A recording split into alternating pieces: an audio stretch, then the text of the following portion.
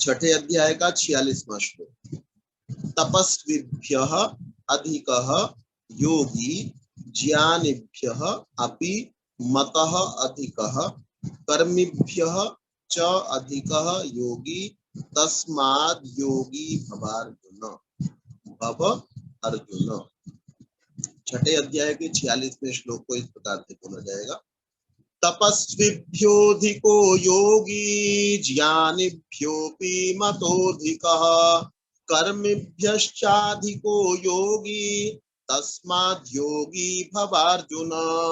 तपस्विभ्योऽधिको योगी ज्ञानिभ्योऽपि मतोऽधिकः कर्मिभ्यश्चाधिको योगी तस्माद् योगी भवार्जुन। तपस्विभ्योऽधिको योगी ज्ञानिभ्योऽपि मतोऽधिकः कर्मिभ्यश्चाधिको योगी तस्माद् योगी भवार्जुन। तपस्विभ्योऽधिको योगी ज्ञानिभ्योऽपि मतोऽधिकः कर्मिभ्यश्चाधिको योगी तस्माद् योगी भवार्जुन। तपस्विभ्योऽधिको योगी ज्ञानिभ्योऽपि मतोऽधिकः कर्मिभ्यश्चाधिको योगी तस्माद् योगी भवार्जुन। यहाँ पर योगी शब्द का अभिप्राय है कर्मयोगी। कर्मयोगी कौन है? जो अपने जो उसका क्षेत्र है कर्म का। जैसे कोई नौकरी करने वाला है तो वो नौकरी उसका क्षेत्र है, कोई किसान का काम करता है वहां पर उसका क्षेत्र है। हर जगह पर ईमानदारी का आचरण करना। क्या किसान भी कोई बेईमानी कर सकता है?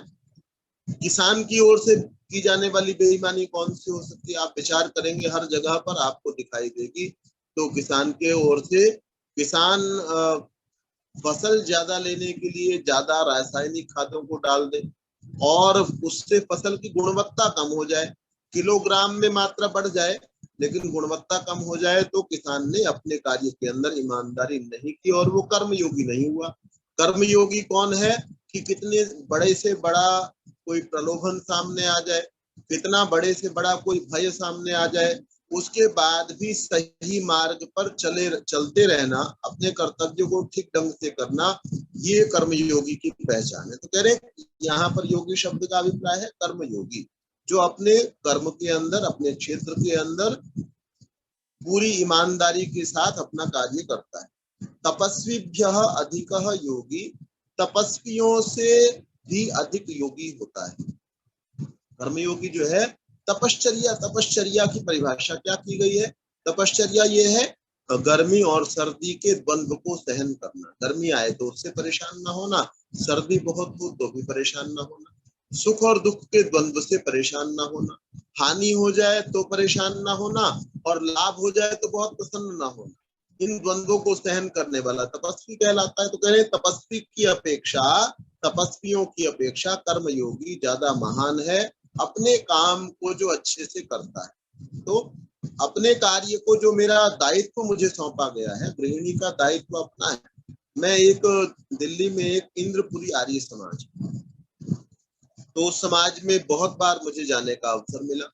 तो वहां एक व्यक्ति आया करता था और वो व्यक्ति जो है ना, हाथ में उनकी माला हुआ करती, आना और पैर भी छूने उन्होंने, और बड़े शांत होकर के बैठना, और उनके बालों से लगता था शायद वो सिख परिवार के थे, तो कुछ ज्यादा उनके बाल थे। तो एक दिन बाद तक मैं कई बार कहीं और भी, शाम का कार्यक्रम है तो वहीं होता था मैं, तो उस समाज में मैं बाद में टहल रहा था, व्याख्यान के बाद में वो मुझसे आकर के मिले, बातचीत करने लगे।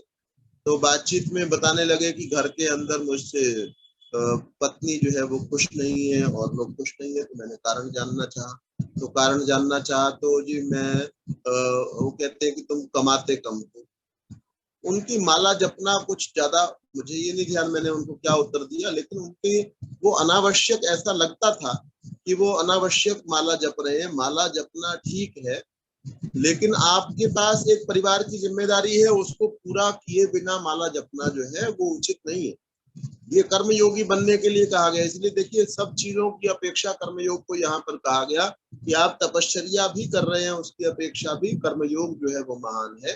कर्मयोग मतलब जो कार्य मुझे दिया गया है, जो मेरा कर्तव्य है, वो मुझे पूरा करना है। उस कर्तव्य को पूरा करने के बाद में समय है तो मुझे जप करना चाहिए, अनुष्ठान करना चाहिए और कुछ कार्य करना चाहिए, और सैकड़ों कार्य भी करने चाहिए। तो लेकिन पहले जो मेरा निर्धारित कार्य है वो मुझे पूरा करना चाहिए। ज्ञानिभ्योऽपि मतोऽधिकः, ज्ञानिभ्यः ज्ञानियों की अपेक्षा अधिकः मतः कर्मयोगी महान है। ज्ञान की परीक्षा भी तो वहीं पर होती है। आपने ज्ञान को प्राप्त किया कि मुझे सत्य बोलना चाहिए, मैंने पढ़ा पुस्तक के अंदर कि मुझे सत्य बोलना चाहिए, बड़े व्यक्तियों से सुना, अपने बुजुर्गों से सुना, गुरुजनों से सुना, क्या सुना कि मुझे सत्य बोलना चाहिए, मुझे ईमानदार होना चाहिए, मुझे चरित्रवान होना चाहिए, मुझे इस प्रकार के गुणों से युक्त होना चाहिए और इन अवगुणों से रहित होना चाहिए। इस ज्ञान को तो प्राप्त किया, लेकिन उसकी परीक्षा कर्म करते हुए होगी कि मैंने जब मुझे कोई ऐसी अवस्था हुई तो मैंने जो है अपशब्दों का प्रयोग किया या नहीं किया, मैंने कहीं वहां पर असत्य बोला या नहीं बोला। तो कह रहे हैं ज्ञानियों की अपेक्षा भी कर्मयोगी जो है वो महान है। कर्मिभ्यः च अधिकः योगी, कर्मी का यहाँ पर अभिप्राय किया गया है। सामरपुर भाष्य आप सभी ने अभी पढ़ा है, तो उसके अंदर अभिप्राय किया गया है कि जो हम अनुष्ठान करते हैं, यज्ञ करते हैं, जप करते हैं, ये सबको कर्म कहा गया है वहां पर। तो इनकी अपेक्षा, इन कर्मों की करने की अपेक्षा भी योगी जो है वो महान है, ज्येष्ठ है, बड़ा है। योगी मतलब कर्मयोगी बड़ा है। तस्माद योगी भव अर्जुन, इसलिए हे अर्जुन तुम योगी बन जाओ। योगी बन जाओ अर्थात कर्म योगी बन जाओ।